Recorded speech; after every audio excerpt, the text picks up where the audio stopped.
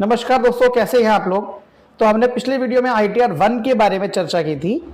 आज हम लोग ITR 2 के बारे में बात करेंगे। ITR 2 मुख्यतः एक फॉर्म होता है जो बड़ा होता है, सहज नहीं होता है। अप्रॉक्सीमेटली 60-70 पन्नों का फॉर्म होता है जिसमें हम इंफॉर्मेशन डालते हैं अपनी आमदनी को लेकर। बट ITR 1 से अलग होता है। कैसे? यदि आपकी आमदनी सैलरी से है तो आप ITR 1 भरते हैं, लेकिन यदि ये आमदनी 50 लाख के ऊपर निकल जाती है तो आपको ITR 2 में जाना पड़ेगा। यदि आपकी आमदनी एक से अधिक हाउस प्रॉपर्टी से है तो भी आपको ITR 2 में जाना पड़ता है। यदि आप NRI रहे हैं किसी समय में और आपकी सैलरी इनकम नहीं है तो भी आप ITR 2 में फॉल करते हैं। यदि आप किसी कंपनी के डायरेक्टर रहे हैं और सैलरी प्राप्त करते हैं तो भी आप ITR 2 में जाएंगे। यदि आपके पास किसी कंपनी के अनलिस्टेड शेयर्स होल्ड हैं और आप सैलरी इनकम करते हैं तो भी आप ITR 2 में जाएंगे।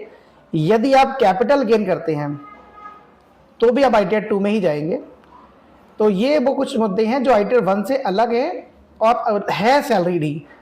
ITR 1 में हार्डकोर सैलरी आती है सिंप्लीफाइड इनकम में, जबकि ITR 2 में सैलरी के ही कॉम्प्लिकेट केसेस होते हैं, या वो लोग होते हैं जो सैलरी तो है बट उनका स्टेटस डिफरेंट है, लाइक डायरेक्टर है या अनलिस्टेड शेयर होल्डर्स है या NRIs हैं।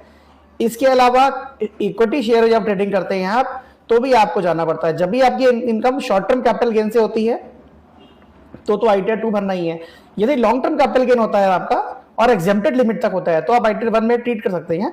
बट ITR 2 में अगर आपको कोई भी टैक्सेबल इनकम होती है लॉन्ग टर्म या शॉर्ट टर्म से तो आपको यहीं पर ट्रीट करने का मौका मिलता है।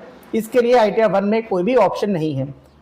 यदि आपको कुछ एग्जेम्प्टेड इनकम्स हो रही हैं वो भी आप यहाँ डाल सकते हैं। ITR 2 एक डिस्क्रिप्टिव फॉर्म होता है, काफी कुछ होता है। आप ITR 1 के लिए एलिजिबल है तो भी ITR 2 में भी भर सकते हैं, क्योंकि ITR 2 में वो सारे ही पॉइंट्स होते हैं जो ITR 1 के होते हैं।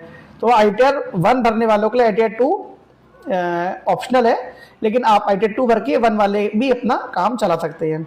तो मेनली ये जो ITR होते हैं इसमें इन सब चीज़ों की चर्चा होती है। यदि आप इनमें से कोई भी पॉइंटर में आ रहे होते हैं तो आपको ITR 2 में जाना चाहिए, 1 में नहीं जाना चाहिए। Thank you and bye.